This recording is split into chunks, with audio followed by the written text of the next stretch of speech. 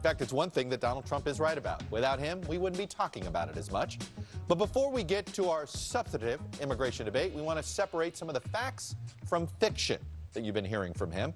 It turns out there is no evidence to back up Trump's now famous claim that immigrants are rapists and bringing crime into the United States. In fact, we couldn't find a single study that links violent crime and immigration. Moreover, we actually did find one study that says the crime rate among first-generation immigrants, those born elsewhere, is actually lower than the overall crime rate among all residents in the United States. Trump has also said that we have no protection at our borders. Well, of course, he's right that there is a border problem, but the number of illegal immigrants is down. In 2007, there were 12.2 million unauthorized immigrants in the United States.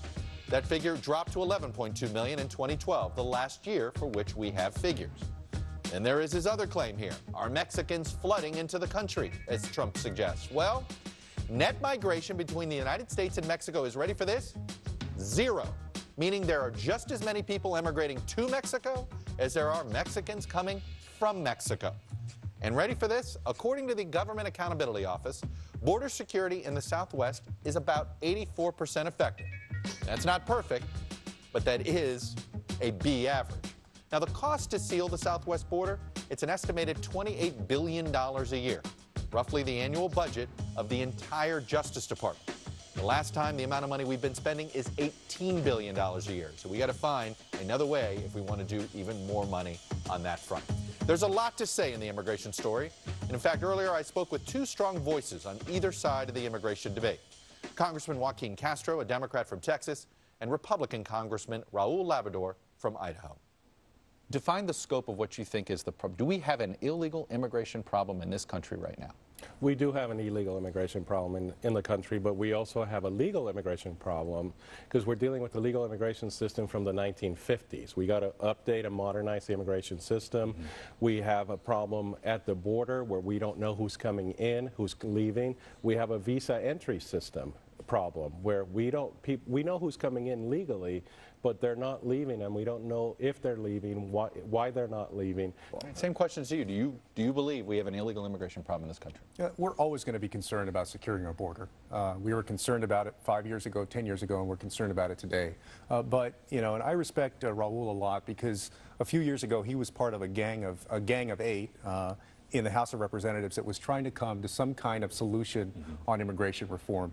But I do disagree with the facts. The border has never been more secure than it is now. I know there are a lot of folks who don't believe that, people that don't like to hear it, but the fact is the net migration with Mexico is at zero. If you look back 20 or 30 years ago, that was not the case. So a lot of the hysteria that you see now about illegal immigration is really politicians on the right wing, like Donald Trump, who are playing to a very angry base of people who are engaging in stereotyping immigrants and really blaming them for a lot of the country's ills. But we've never committed more resources at the border than we do today. Congressman, Robert, respond to sort of the idea of perception versus reality problem. The do you think there is a little bit of a overhype? There's always overhype, especially when you're talking about Trump. He overhypes everything. He'll overhype his ties. He'll overhype his suits.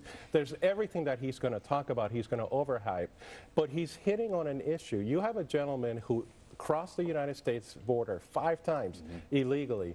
The only reason that he was caught is because he was committing crimes. And finally, he's caught, hopefully for the last time, because he just killed a young woman in San Francisco.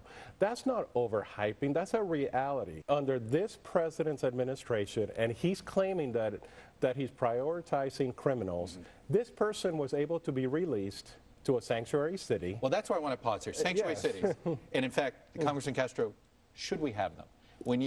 I understand the motivation of some cities and why they did it. It was sort of prosecutorial discretion. It was sort of what do you prioritize? But has it gotten out of hand? Has it made it where there is sort of this weird gap between federal authority and state and local authority? Well, the first thing is in Texas, we don't have sanctuary cities. Right. In fact, there is no legal definition of a sanctuary city. As you know, Chuck and Raul, that term has often been used pejoratively.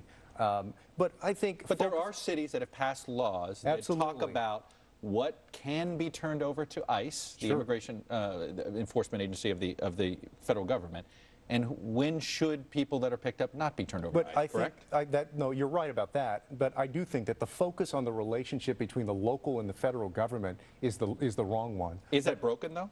Oh, absolutely. The whole system is broken. So, but the focus should be on the question of who are you going to allow to stay here and obtain legal status, and who are you going to deport? I want to get to this undocumented issue and the 12 million, but I also want to get to border security. So I want to understand. Do me a favor. Define amnesty. I think amnesty is no questions asked. Anybody who's here gets allowed to stay, that you don't vet people, that you don't prioritize criminals versus others. What do you think of that definition? I disagree. Amnesty is giving somebody the benefit of their illegal action, the benefit of what they were seeking. That's amnesty. So under that, then on the 12 million, any path to even legalization is going to be defined as amnesty by some opponents. Am I right? It could be. That's why we need to deal with the issues that actually Trump is talking about. That's why people are so excited about what he's saying, even though I don't agree with the way he's saying it.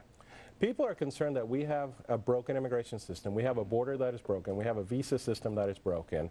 They want those issues to be solved first. The American people are rational people. They're good people. They're going to decide what to do with the 11 million once they feel safe and secure in their homeland. Right now, they don't. What do you think about doing it in that order? You've been more open-minded about that than others. Sure. Other Democrats haven't been. I would say we're open to seeing any sequence at this point on immigration reform, whether it starts with border security or something else. We just haven't seen it. They have literally passed nothing since they've taken the majority. That's not true. We passed, you see, Joaquin keeps saying that. We passed an immigration bill 3 years ago that I was one of the chief drivers of it that was going to deal with the high-tech immigration issues. It passed the House overwhelmingly, with most Republicans voting for it. It went to the Senate, and the president said he would veto it. And he said he would veto it because there was no comprehensive immigration reform. Why do you think there is so much? Maybe it's fear, maybe it's concern. Why do you think it's out there? Is it economic driven? Is it rural versus urban? Is it, what is it? Well, I mean, the period that we're in is no different than when the Germans came and experienced a lot of the same biases, when the Irish came and there were Nina signs that were up, Italians, the same thing, the Chinese Exclusion Act. So we're in a period for Latinos and other immigrants that is similar to that. And I think that we will get past it. But it is a fear of the unknown. And it's also exacerbated by people, unfortunately, like Donald Trump, that are stoking that for political gain and political purposes. Well, I'm going to leave it there. I hope we prove that you guys disagreed, but you did it with smile.